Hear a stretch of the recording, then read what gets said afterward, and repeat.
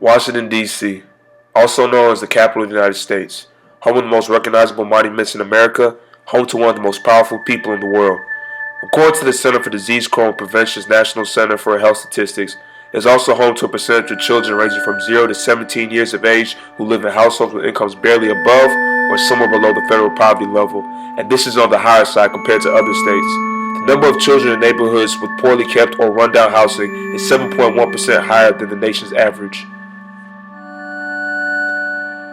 Washington, D.C. is also home to some of the worst amount of adolescent coverage of recommended vaccines such as hepatitis B, HPV, Tdap, MMR, and several more. It is not hard to come to the conclusion that one of the determining factors of why Washington, D.C. is home of the highest rate of HIV infections in the nation could be attributed to the following facts.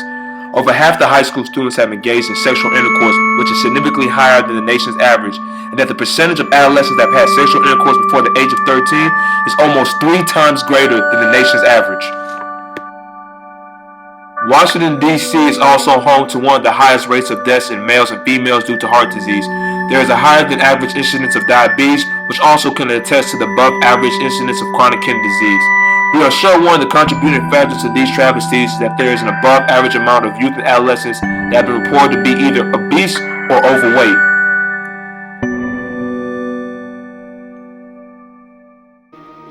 You might be sitting there asking yourself, why am I focusing on statistics related to the younger demographic?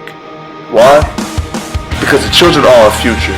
It is incumbent upon us as future pharmacists, one of the most trusted and most accessible healthcare providers, to take a stand to diminish the health disparities that plague this great community.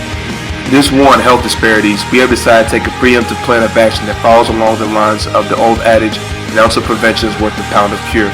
So we'll be conducting a public health intervention at an underserved high school and middle school, with the main objective being to raise the students' awareness about the different disease states that can affect them later in life if they do not begin taking the proper steps to avoid them now.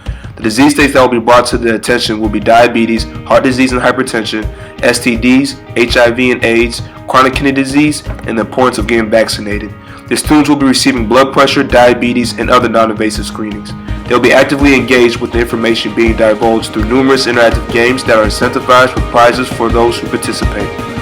To promote retention of the knowledge they receive, we will be establishing a system with the school where we will come back once a year to follow up with the students who attended our event the past year to review the disease states that were previously discussed.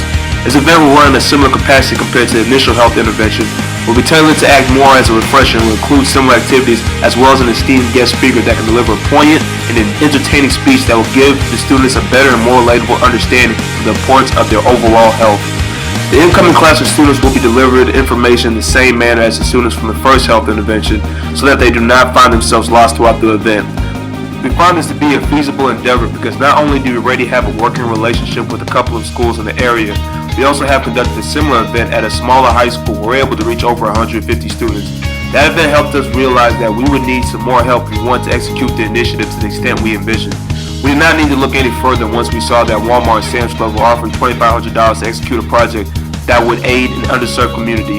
Walmart and Sam's Club's mission of building awareness for the benefits of health maintenance and provide wellness solutions for the communities they serve align with some of our own ideals.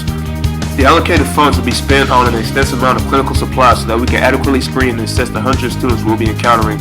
The funds will also be used for educational literature, poster boards, supplies that will be used to set up the interactive health games, gifts to raffle off to the students who are actively participating, and food for the high volume of volunteers that will be needed to ensure that events goes off without a hitch.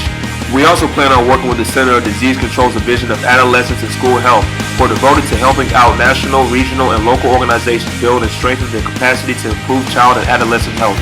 Upon completion of the events, we will also conduct a cross-sectional study where a pre- and post-test will be administered to student participants.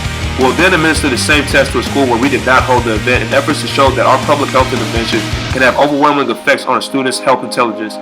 Data will be run through SPSS statistics to validate the results for statistical significance. We will then subsequently advocate to staff and national executive members to establish a new national project and initiative called A Healthy Future, which strives to empower all staff and chapters to create dynamic ways to reach out to the children and adolescents in their respective underserved communities.